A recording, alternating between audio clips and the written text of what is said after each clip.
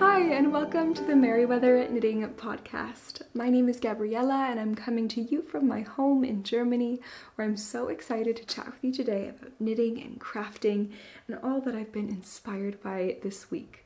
I have a new cast on to share with you this week, as well as an almost finished object, not really completely finished, but almost. And I've had a lot of contemplative knitting moments this week as well that I'm excited to share with you and chat with you about. I'd love to hear what you're working on this week, what you have on the needles, or what has been inspiring you in your creative life. I've been so inspired by lots of different kind of art. Lately, I've loved looking at art and even looking at some of kind of different prints and art books that my husband has in our home. For a long time, I don't want to say I didn't like the art books, but my husband is an artist and he studied art, and he also studied art history and philosophy, and he has like a collection, now it's a little bit of a smaller collection, but he used to have a larger collection of art books and prints and different things that he'd collected along the way. And a couple of years ago, I'm almost ashamed to say that I kind of wanted them out of the house because I felt like they were just these massive books that took up space and just didn't really contribute much to he hardly looks through them, and I didn't look through them. And I just felt like, is it really worth it to have these massive books around here? If we want to see, something by so-and-so artist or from so-and-so movement, we can always just look it up online, or maybe go to a museum. I don't know, we love going to museums, when we can. We're big museum people, big art museum people, but honestly, I was wrong. I was really wrong. There is so much inspiration to be found in these books, and my interest was kind of re-sparked, or not even re-sparked, just sparked at all when I was visiting my mom last time, because she has quite a collection of art books and different kind of artistic things that she's gathered here and there, thrifted and found and kind of taken. And a lot of times people give away these books, which is crazy because a lot of them are actually worth a lot of money too. A lot of art books have high worth, but people give them away because they're hard to sell or hard to get rid of. And yeah, it's not it's kind of, I guess, a niche thing. But I was inspired by looking through what she had, and then I got home and I felt the same way about my husband's collection. And I'm so excited for actually our daughter to look through them too. It's kind of they're these giant picture books with crazy cool, artists, information about the works and the artists. It's really kind of I haven't been to a museum for so long, so it's probably also a little bit for my starving museum soul, to kind of go through and read and learn about different things, but also just to get inspired by the use of color. The ones I've been looking at have been mostly paintings and visual arts. So getting inspired by color and texture and kind of those types of things. I really enjoyed that this last week because, pertaining to my new cast on, I've been really wanting to kind of think up my own little, what is it called? Cable design for my socks that I'm knitting right now that I just cast on, which I guess I'll show you that first thing, my first little piece of the day, my first work in progress, and that's these beautiful socks. This is some, here, I just have the cuff. I just cast them on and started knitting the cuff. As you can see, it's a beautiful little cuff. I hope you can tell, but you can get the hint, get the gist of it if it's not focusing properly. It's just a gorgeous little kind of golden, beautiful golden colorway. There are little specks of red, and it's beautiful, kind of variegated with a couple of little red speckles and orangey speckles thrown in, or not variegated, I guess tonal. And this is a yarn by Ashley of Paper Crane Yarns, the Paper Crane Yarns shop, which can be found on Etsy and which will be linked below and in my show notes. And it's just a gorgeous, gorgeous colorway. And I had thought I would cast these on for an autumnal sock pair and to knit kind of when the leaves were changing. I thought this would be the perfect colorway to knit in that season. but I'm knitting quite a few things right now that are bigger, and so I don't mind having a slower project on the needles, and I just couldn't resist this colorway. I couldn't resist it. I saw it, I brought it with me somewhere, and I just cast on the sock because I couldn't resist it. It's just too gorgeous and too beautiful, and the ball is a little bit crazily rolled up, but oh, it's just a beautiful colorway. There you can see it. Super beautiful. And so I'm really excited about these socks, and right now my little marker is this Progress Keeper, which is a very cute little waffle with some like whipped cream. It's like cherries on top and whipped cream, but the resin or whatever it is that's kind of sealing this Progress Keeper has kind of faded and gotten sticky, and it's not sticky now, but things stick to it, so I think I'm gonna have to seal it. I thought I might just try to seal it with like acrylic sealer for acrylic paint, this kind of transparent color. I think that might seal it off at least a little bit. I'm not sure. It's a bit of a shame, but I love this Progress Keeper and I love to use it. It makes me so happy, so I really enjoy it. But I'm so excited about these socks, and yeah, I thought this would be the perfect colorway for a pair of cabled socks, or, you know, kind of patterned socks, not just vanilla socks. And I really was craving another kind of textured or cabled project. And so I have a couple of stitch dictionaries that I like to look at, and I've been inspired by those, kind of getting like, you know, you can get inspiration from them, but I start to have a kind of image in my mind of what it is that I want the design to look like. And I have to really experiment to figure out, you know, what it's gonna be. But I think I like experiment with stitches. So who knows if this is going to be almost like an experimental little cuff that I make, and then I'll do the rest of the sock. Thankfully for me, a pair of socks is like, yeah, I can like knit 25 grams as a kind of test, and it's definitely, 75 grams will definitely give me enough for a pair of socks for myself. But all that to say, I've been enjoying looking through art books and looking through different places for kind of inspiration, you know, textural inspiration, all kinds of different, like, I don't know what it is, but I feel like the aesthetics of different pieces kind of just all feed together. If you're just kind of in a creative zone and you're kind of trying to be creative in any way, all different mediums can just inspire you and feed you. So I've really been enjoying art books for that reason. And now I'm very thankful that we have these art books and that we didn't get rid of all of them. We did give a couple of them away. I think Nick gave them to a local library, it's like a mini little library, neighborhood library. And so we gave a couple to them, and that's wonderful because we can always go back and check them out and read them whenever we want to. But I just feel like they have a lot of value to have that available, and I think also for Esmeralda as she grows to be able to kind of have access to them and open them up and look at the pictures and have like an education on artists and mediums and things like that. It's very exciting and fun. So I've been really enjoying that this week. And also kind of, you know, once you start to think, like the ball gets rolling and you just get all these ideas. So I think I'm going to show you these as I knit them.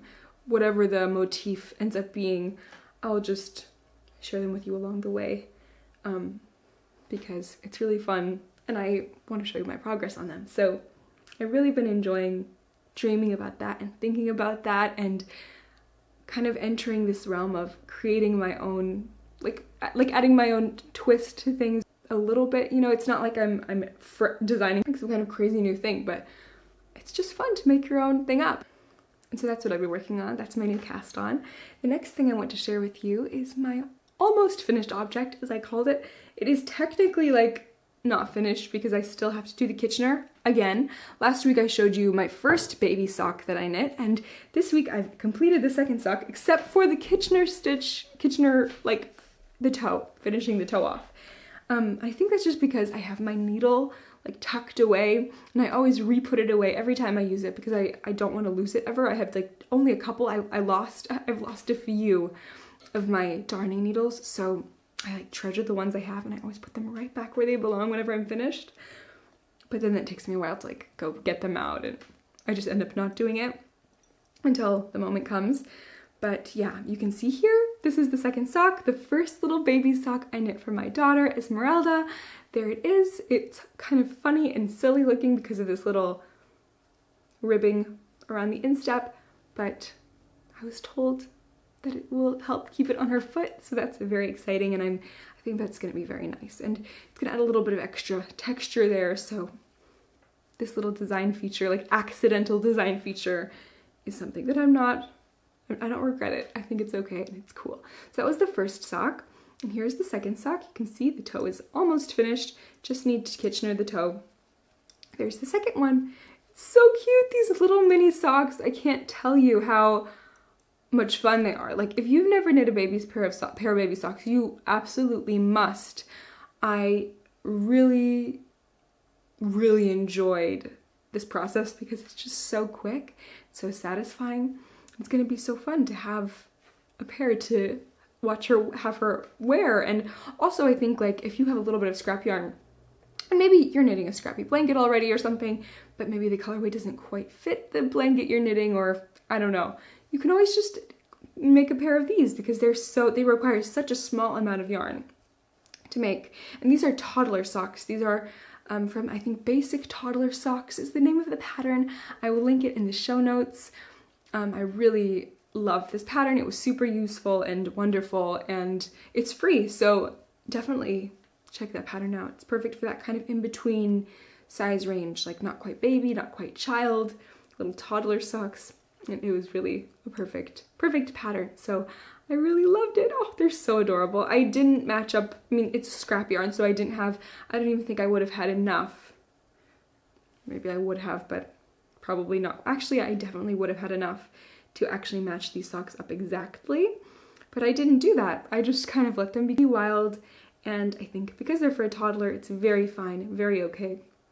I love this colorway, which was very special, especially given to me by a friend of a friend whose grandmother had passed to her a whole bag full of sock scraps that she wasn't going to use, so very excited for these to keep Esme's feet warm.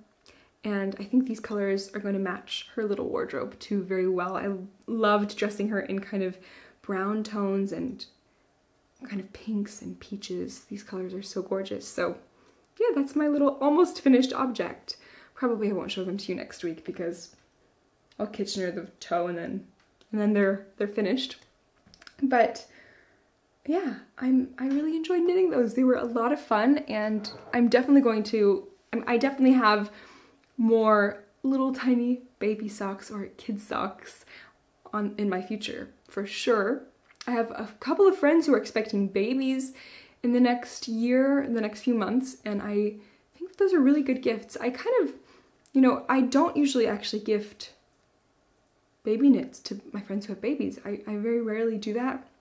I'm kind of ashamed of it, but I also feel like I don't always feel like knitting baby knits, and when I do, I end up knitting like something for Esmeralda. I don't know what it is, but I feel like a hand knit gift is so special and just so meaningful. And even if, I feel like it's even more meaningful when you don't know the person that well. I used to think, if you don't know them that well, it's kind of like awkward or something. I used to be shy about that. But now I think it's even more meaningful to give something handmade to someone who's an acquaintance or who you just sort of know. We were gifted a couple of stunning, very special hand knit pieces by kind of acquaintances, and I was so touched by that. It meant so much to me. It really was a huge gift, and for me, that like postpartum period was very sensitive, and I was just very like vulnerable. I think if you've had a baby before as a mother, not everyone's like that. I know some women are like superheroes and just like are off again, but I was definitely very like sensitive and vulnerable in that time, especially being a first-time mom, and just kind of having that like handmade gift given was so meaningful and really like spoke to my heart and blessed me. So I think it's nice to do that for other people, and here and there I'm not like making a statement like I'm gonna knit everybody a knitted piece. I'm quite a selfish knitter, but I do have a couple of friends in mind who I'm hoping to knit a pair or two of baby socks for, And I mean, they're such quick projects, they're so easy, and they just are like a little bit of love, and I can just think about the baby and like pray for the baby and their little life while I make them. So I think I'm gonna do that. I think that's gonna come up soon, hopefully. A couple of the babies are due like November, December, January time, so I gotta get working. Although, let's be real, they take no time at all to knit, so no rush there. But the next project I want to share with you is my Elizabeth I. I don't have that much progress to share, so it'll just be a quick little show and tell. I'm holding this in my Noble Character Crafts bag, my beautiful bag, and my beautiful yarn. It never stops. Like, it's a gift that never stops giving when you just have like a project that you really enjoy with stunning yarn and a stunning bag. Like, everything about it just makes me happy. Stunning stitch markers. It all just gives me so much joy and happiness when I knit and when I see it and when I pick it up. And I'm sure that's how I'm going to feel wearing this piece, I hope, as well. So I'm on the sleeves, on Sleeve Island, just relaxing here. As you can see, I've knit a bit. I think I've knit, yeah, pretty much this whole stockinette piece.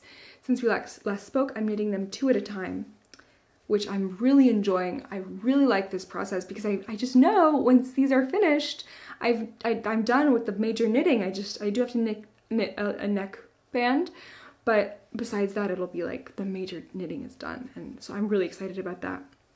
And I'm really enjoying it. There they are. And this is honestly the thing I've loved about Sleeve Island, this little vacation time here, has been that, you know, it really feels like a vacation to be on Sleeve Island, to have this long, you know, I just have this break from anything else.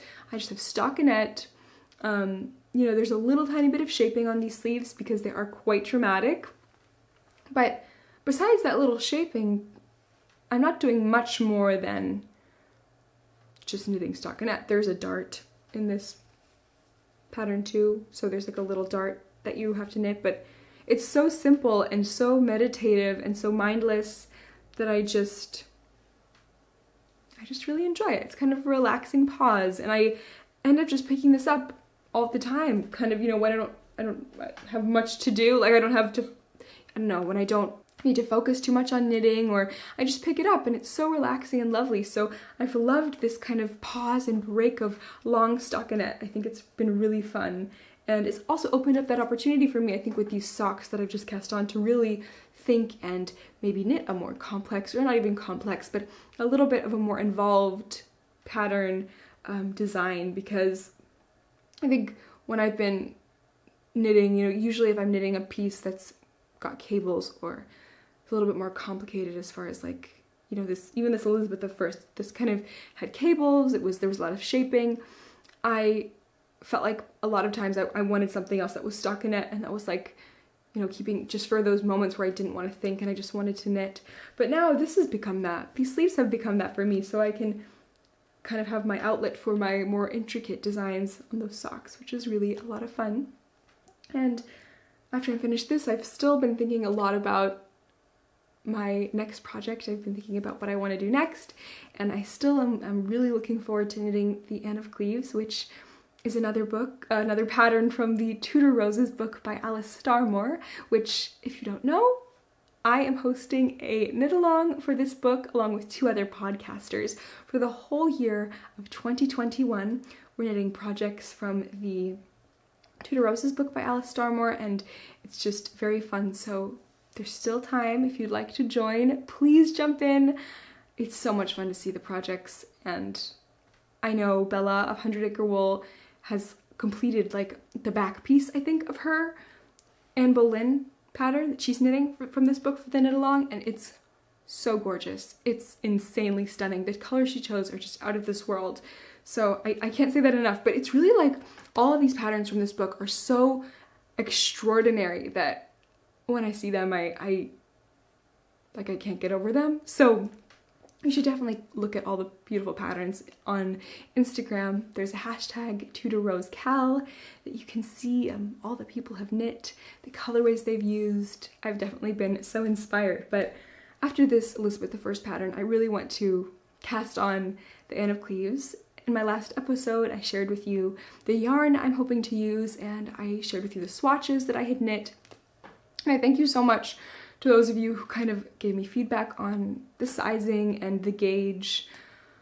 I really am ashamed of the fact that I knit those gauges in stockinette mostly, because it was brought to my attention, which, I mean, I know better, but I just was like willfully ignorant of the fact that cables are going to close your gauge off and tighten up the piece quite a bit. So that's why you have to knit your gauges with the cables or the design that are in, you know, in the pattern. That's what you're supposed to do, but I thought, no, I'll just go ahead and do stockinette. I'll get away with it. Big mistake. Could have been a big mistake. I don't know. I've really been thinking, because I mentioned last time I want it to be more tailored. I don't want like an oversized, like super oversized piece, but at the same time I don't really mind if it's a little bit bigger. Like I don't mind if it's a little tiny bit oversized. I just don't want it to be like baggy. Like I don't want a baggy sweater, but I don't want it to be super tight, because it is like a heavier weight cabled sweater, and I think a little bit of ease, a little bit of, you know, positive ease does suit that style. I don't know. I think I would want like maybe a couple of centimeters of positive ease. And the sizes in the pattern, I have it here open. So one of the sizes, the underarm measurement is 103 centimeters, which my underarm measurement fluctuates a lot. And I tell you, like in the last 2 years, that number has fluctuated for me from like 20 centimeters, 10 to 20 centimeters different. So yeah, I think if you are, you know, a person who goes through those fluctuations, you know, I was not pregnant, was pregnant, was like postpartum, like nursing, like there's just a whole bunch of like huge like range of measurements I've had, which makes it kind of hard for me to stick to a size, because I tend to like things that are a little bit more fitted or a little bit more tailored looking, but at the same time, if I, you know, fluctuate, I want to be able to wear this piece, and if it's too tight, I'm not going to. So yeah, I'm just kind of telling you and processing this out loud with you right now. But that 103 centimeters, right now, I think my underarm measurement is like 95. So if that size, which is the second size, if I were to knit that, and it would be gauge, it would have, you know, yeah, like 5, like to 8, I'll say like 8, maybe 8 centimeters of positive ease, which sounds ideal, I think. I mean, it sounds like a nice, like there's space, but it's still not too much space. Like it feels like a nice kind of, it would fit nicely. The smallest size is 96 centimeters, which is 1 centimeter more than my like measurements, which I think would be way too much, too tight if I were to get exact gauge and do that. If my gauge would be a little bit loose, the smallest size might work for that, maybe. But I'm not sure, because I don't know. I'm really like torn about this, and I think in the end I'm just gonna knit the second size and let the gauge be a little bit bigger. But I've looked at the project pages on Ravelry and kind of seen the way that the sweater seems to fit most people. A lot of people have knit their end of cleaves, and it's been pretty, like there's been quite a bit of positive ease in it, and I think that's probably what those people are wanting. It is like a heavier weight pullover, as I've mentioned, but we'll see. I feel like I've come to no conclusion, but as of now, I think I'm gonna knit, maybe I'll knit one size down from the suggested needle size in the smaller size, and then I'll just like knit a pattern repeat and see how the gauge is, and if it's too small I'll rip back, if it's too big I'll rip back, otherwise I'll just keep going. Or maybe I'll go for the 2 sizes down and knit my like the second size. I don't know, and just be okay with ripping back, because I'm going to want to knit the sleeves 2 at a time. I've decided. I'm really enjoying that on this Elizabeth I pattern. I've really, really enjoyed it.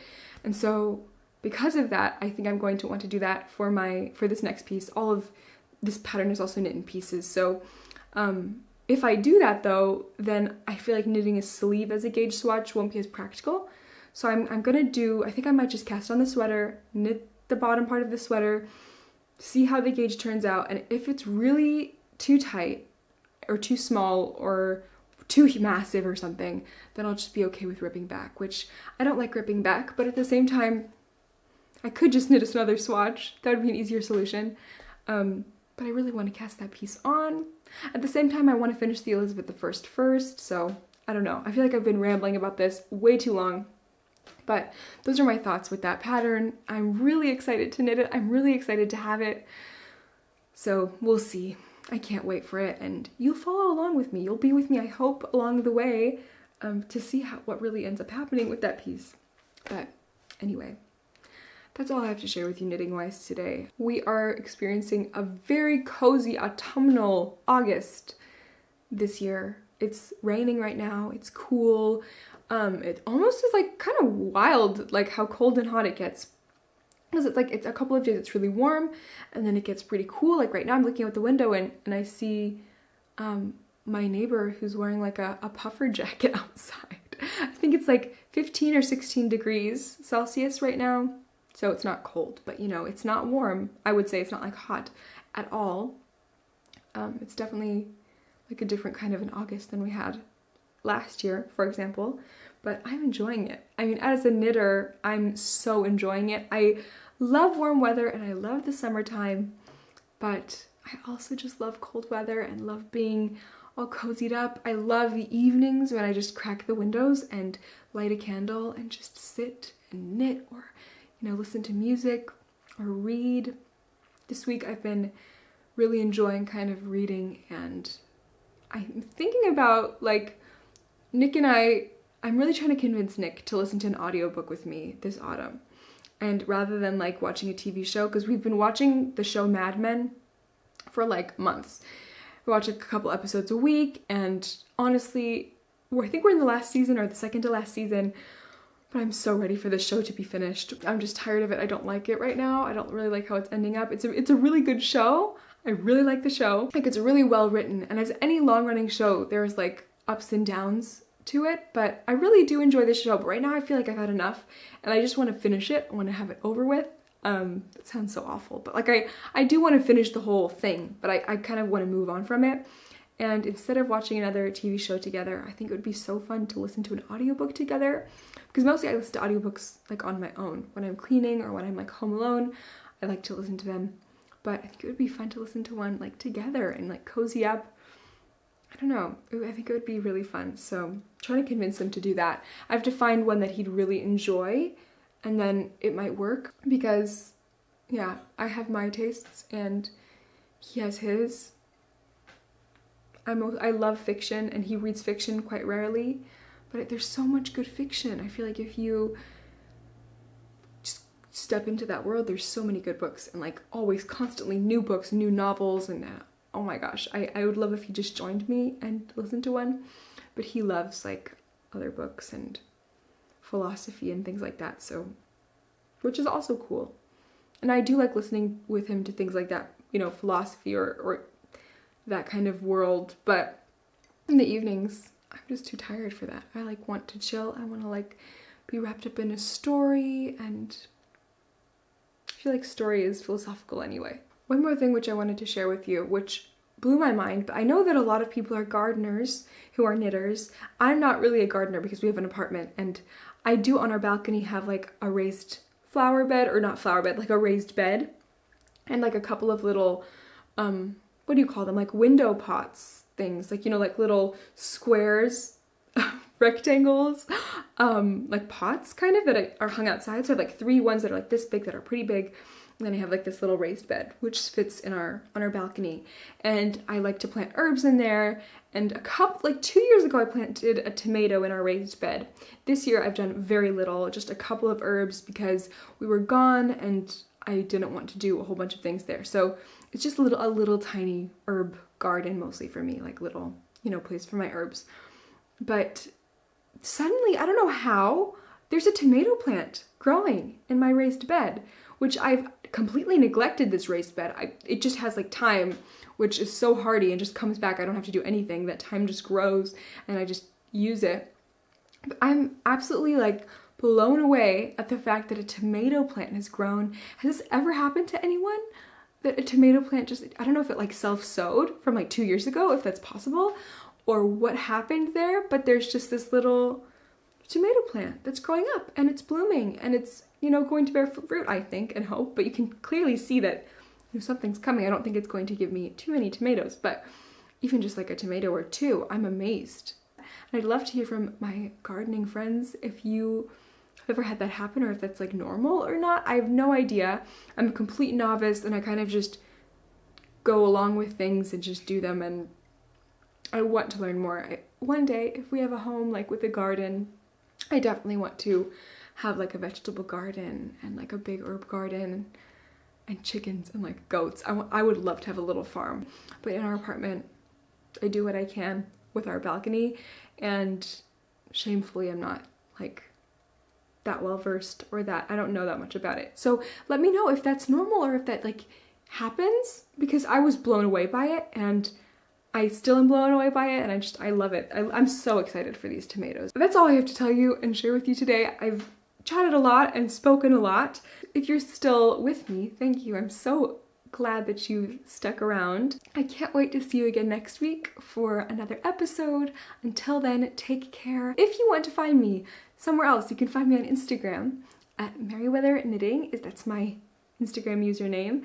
And you can also find me on Ravelry as gabriellak. And yeah, join our Ravelry group, Merryweather Knitting. It would be so lovely to have you. Bye!